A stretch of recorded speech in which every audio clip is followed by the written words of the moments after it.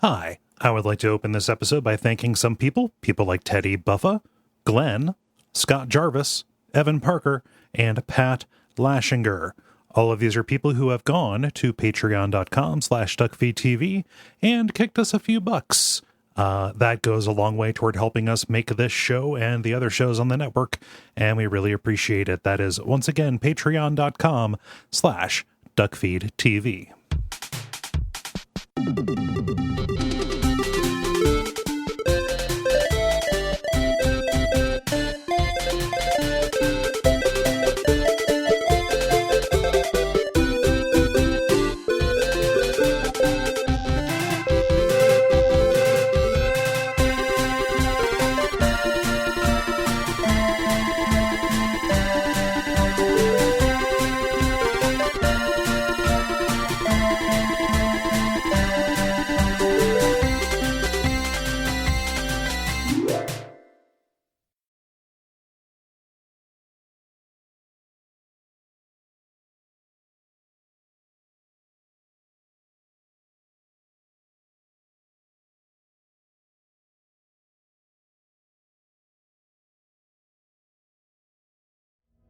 My name is Gary Butterfield. My name is Cole Ross. And you're listening to Watch Out for Fireballs. It is a Games Club podcast. And this week we are talking about Fallout 4 Far Harbor, the expansion pack that Bethesda released in May of 2016, and the biggest of the expansions of the DLCs that they put out for Fallout 4. Far Harbor. Far Harbor. Harbor. Yeah. Ciao there. When you get nasal, it gets down. That gets closer to Boston. Yeah, you got to keep it back in the throat toward the middle and up for Maine. Yeah, it's good that somebody finally put out a game about how unrelentingly weird East Coast Island people are. I don't know if you ever like hung out. It's a weird scene. Like this is a pretty accurate depiction of what. Yeah, the East Coast Maine island folk are. Yeah, no, I've never been up there. You know, I think the furthest north on the East Coast I've ever been is New York City. You know, sure. So I haven't been up there, but because of my Stephen King fixation, and then just the fact that because of that, a lot of horror stuff takes place up there. I've always kind of idealized the northeastern island life kind of thing. So that that weirdness isn't is more of a. And of course, I'd go up there and immediately be iced out as a as a leafer. Yeah, iced out as an outsider. You'd also wouldn't be rich like Stephen King or his protagonists. Yes, who all have like big 4-bedroom houses. And shit gigantic lake houses and stuff. That would be a problem. No, he idealizes it because I imagine Stephen King can idealize anywhere he lives. Pretty much, yeah. You know? But even just in media, I like that. I like the stick to yourselfness. Same reason why Alaska is attractive to me, you know? Oh, yeah. And Innsmouth. Of course. Yeah. But no, Far Harbor has made me think maybe like going to Bar Harbor might not be that bad. Becoming a water person. Like that's the theme. Like we get the end of the year, you and I are both thinking about becoming water people. Uh-huh. And just like, we're just going to become weird coast people. Uh-huh. Stop wearing shirts. Just like always damp. Oh man, just barnacles. Every surface. Gross. Like we're just gonna become water people. Mm-hmm.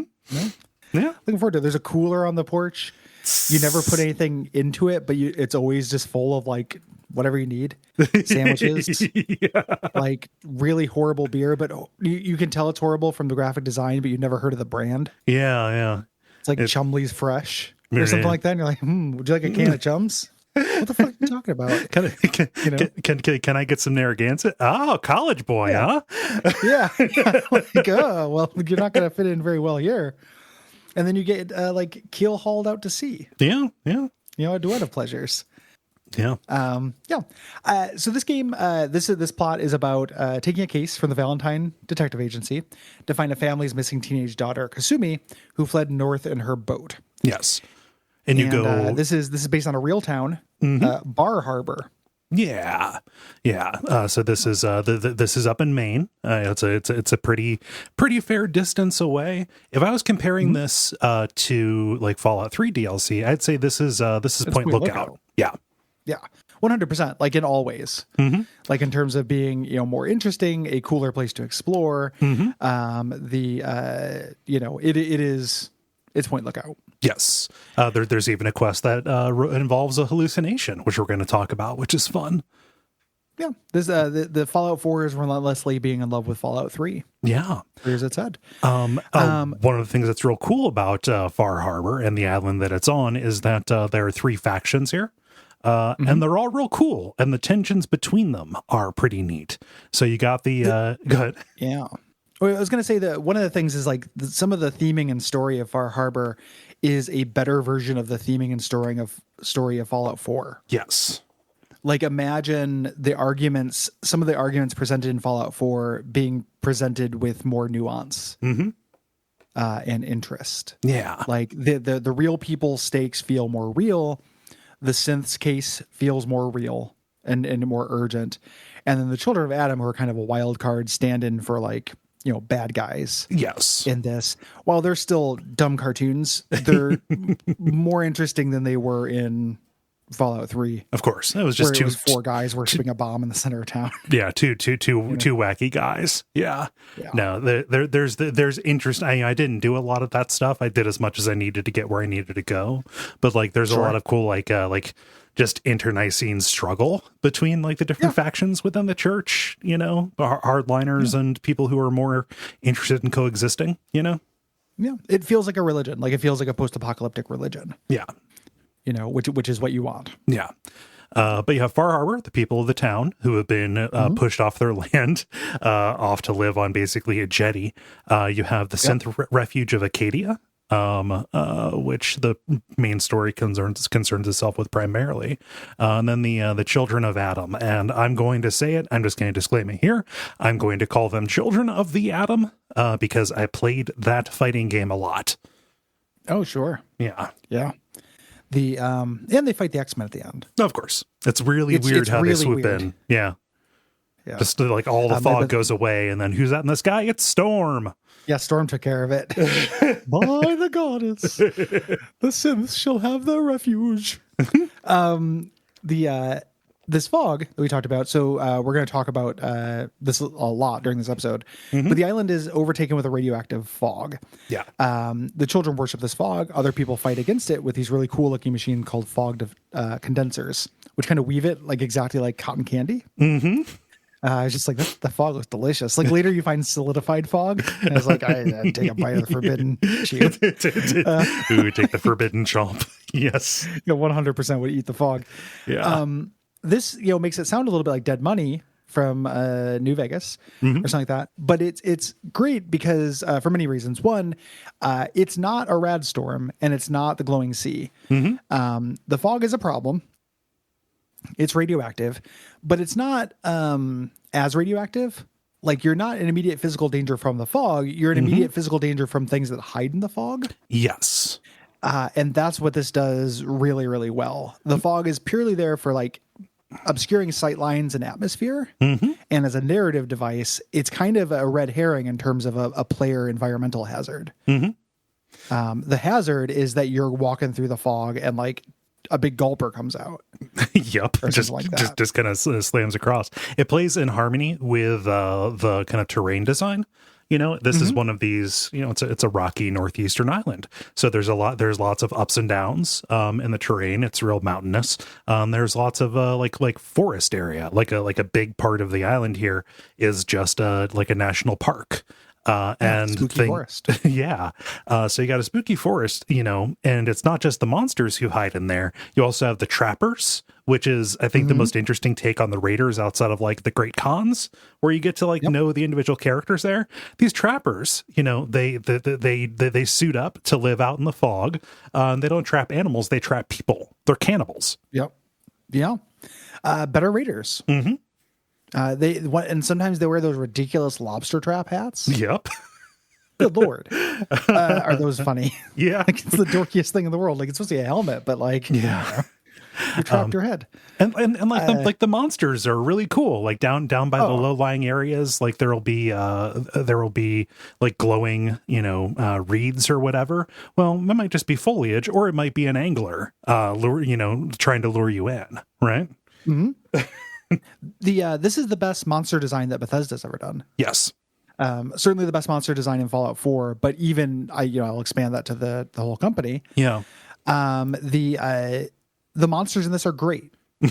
Like all of them are super good. They're more meaningfully and interestingly designed than the main ones of Fallout 4, which are already improvement in Fallout 3. Yeah. We talked about the gulpers. The gulpers are a big deal.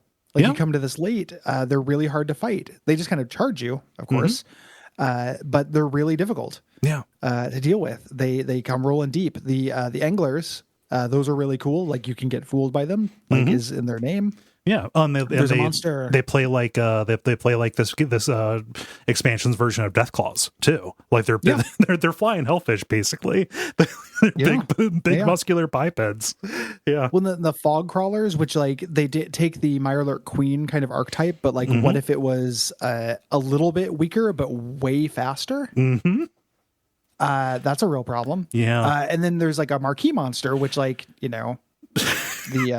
that in the game that only shows up a couple times, like as a mini boss, right? And I don't know whether I care about spoiling it. The moment when it pops up is really good. Yeah, well, it didn't pop up in a story thing for me. It was just out in the it was just out in the world. I mean, so like I don't know when we would talk about it other than this. I'd say let's do it. Yeah. There's giant hermit crabs. I love it so much. Yeah, they're giant. So they found like a hermit crab in real life will just kind of amend itself to anything. It'll use anything they can grab onto as a home. Shells just happen to work out. Yeah, but that's not necessarily your preference or anything. You've seen them in those little plastic football helmets and shit. Yeah. Giant hermit crab, like the size of a van, might use like a van. Yeah. As a shell. You walk up and you think, oh yeah, that's just like half of a bus. That might as well just be a log or whatever. And then it starts charging at you. Yeah. Or like a dumpster. Yeah. I think there's two different kinds of them. I think there's dumpster ones and they're great looking. The way they're animated is really scary. They constantly like spitting out clutches of kids. They're like disgusting. But I love them because they're not aggressive.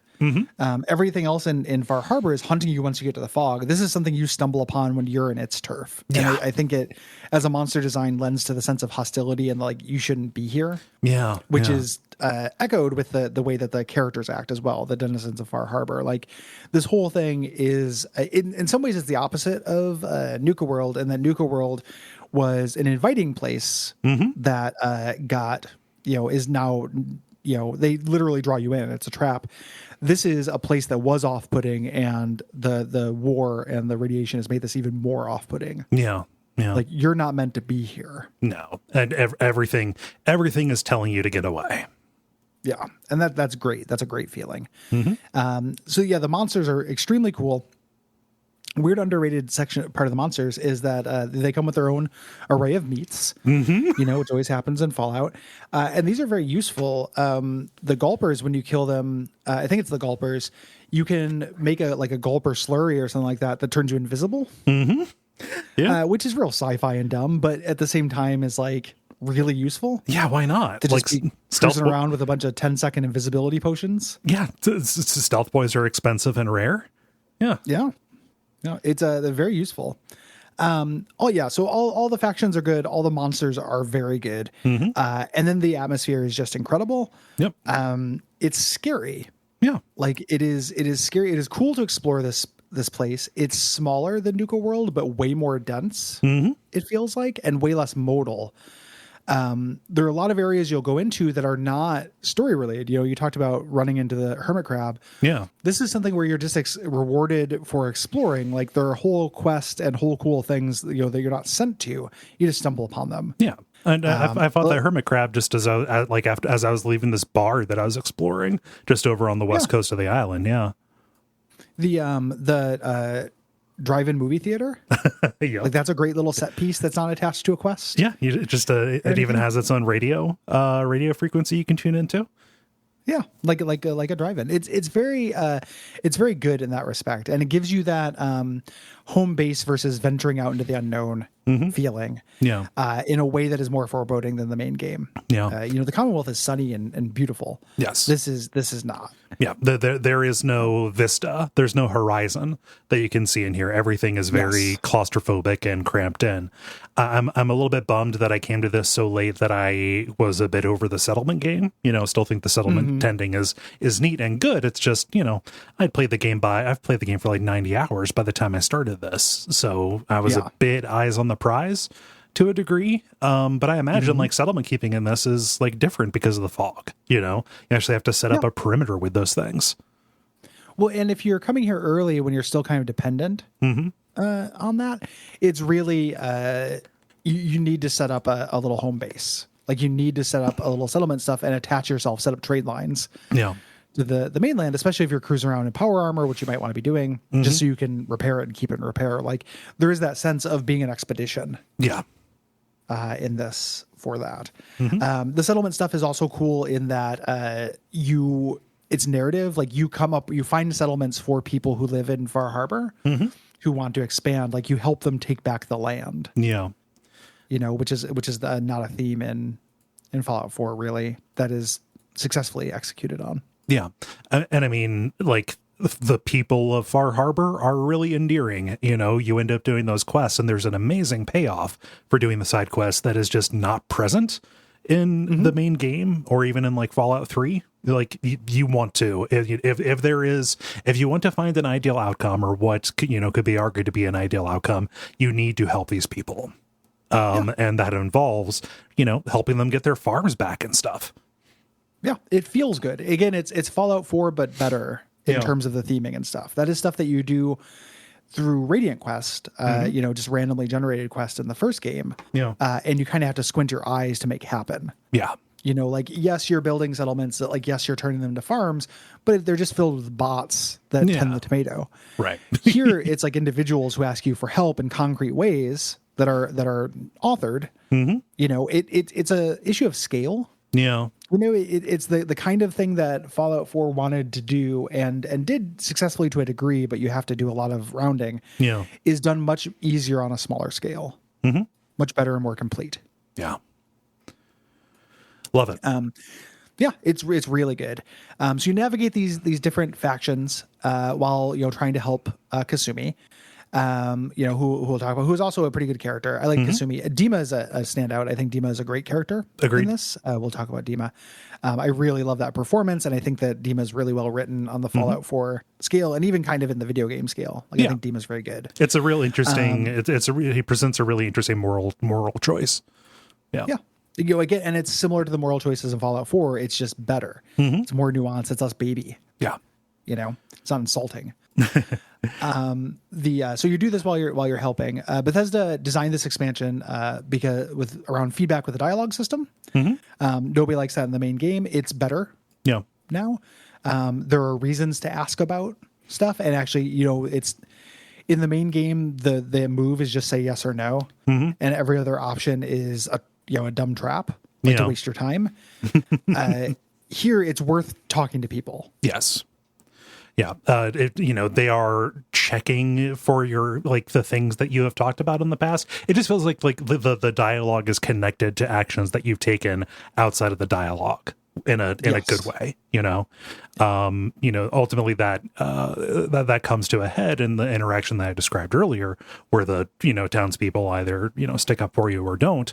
But like within the individual discussions, it feels like it is a part of the world as opposed to just this weird little dialogue box, the system prompt that comes up every once in a while that pulls your focus to it. On top of that, characters. So we talked a lot about when we talked about the main game, characters. You not being able to say something that would be very logical for your character to say, and thus everyone feeling kind of fake. Yeah, and this is better about that. You can bring up, you may have cogent points to say to Dima, and Dima will respond with explanations of these things. We talked about with Father. like how that would have papered over a lot if you had just been like, yeah, the guy before me is a real asshole, Right. but they just don't have that you can't confront him about anything because it's a game with bad dialogue. In this game, in this expansion, that stuff is better. You can confront people with their moral failings and stuff, and they have a rationale. It's still up to you. It's still a role-playing game. It's up to you whether you agree with that rationale or accept it, what you do with that. But there's one there. Yeah. And that can't be overstated, how important that is to making it feel like a story with characters. Extremely important. In it. Yeah, it's quite good at that. Yeah. And I would say, again, pretty good on the scale of video games. It's not best in show or anything like that, but it's, way above average for Bethesda and average for video games in that respect. Yeah. They're not invested in making and acting like you are the first person to think about the way this world works within the world itself, Well, and that's on top of like nobody is making you their god king. True. Yeah. In this either, like you show up and people will allow you to join their faction, but even the non-Far Harbor factions keep you at a distance. Yeah. You don't get that like dumbass, I guess you're the king of the Brotherhood now, horse shit. Like it just doesn't do that because that stuff was stupid. Yeah. It always like you accept it because it's Bethesda and this is their genre, but like that shit always kind of sucked and was dumb and things just make more sense here. 100%. Yeah. Yeah. In addition to fixing some of the dialogue concerns people had, they also noticed that people were just really clamoring for new places to explore. So they added in, with this one, they made it a whole new biome, a whole new island for you to go and take a look at. Because of that, this ended up being a lot bigger than Bethesda had planned. There was a controversy about this. The season pass was initially announced at $30, and they bumped the price up to $50. I can understand people being salty about that, especially if they had already like pre-ordered or something like that. But it is. I'm happy that we got Far Harbor as it is as a result of that. I think $50 is a fine price to pay for all of the DLCs together as they are. Yeah, but changing it is I can see that being problematic as well. There's also another controversy. There are similarities between the quest in it called Brain Dead and a mod called Autumn Leaves. They both have a similar setting and concept. It's fine. Yeah. Though. The mod's creator, Baron von Chateau. Yeah. He has an actual name, but I figured I would use his pen name. Yeah. Yeah, he's from a Shea Lounge in a Bavarian manse. Yeah, being fed grapes individually. Yeah. Yeah. While taking a break from breaking out with Gabriel Knight, he told about this, and he seems he's all right. Yeah. Everything's okay. Yeah, it wasn't like he didn't like file a lawsuit or anything. I could see arguing either way about it. Yeah. That stuff is so there's only so many stories, right? Yeah. Like at a certain point, that's been in the news lately because of the Matrix sequel. And that ripped off the Invisibles has been popping up again. Weird. And it's like that feels like a concept that people were going to stumble upon. Yeah. Like I like the Invisibles 100 times more than I like the Matrix, and I don't think anybody ripped anybody off. I think that it just happened. It's a story archetype. So yeah. No clue. I don't have enough information to make a judgment. It seems either of them seems likely. That's going to be it for our generalities. Go back to the other episodes for all the how this game plays and the like. There's going to be there's some new equipment, some new kind of gameplay concepts and stuff. We're going to discuss them as they show up. Yes. In this. This will be it for the preview version of the episode. Thank you so much for listening. If you'd like to get the full version, you can go to patreon.com/Duckfeed.tv and get the whole thing and access to I think 30 something now full premium episodes we've done. And more to come. Yeah. If you are, you won't be hearing this on an early release. Thank you for watching Duckstream. Yeah. I haven't watched it. Yeah. I am positive that unless somebody gets shot on air, it will be good. So, yeah. And we'll see you next week with the dispatch where we'll be announcing February's games and reading your responses. It is too late to send in responses about this. But yeah. If you have thoughts about Super Mario 3, Dark Messiah of Might and Dark Magic. Messiah. Yeah. Or The Sinking City, go to duckfeed.tv/contact and write those in by January the 15th. And we'll see you next week.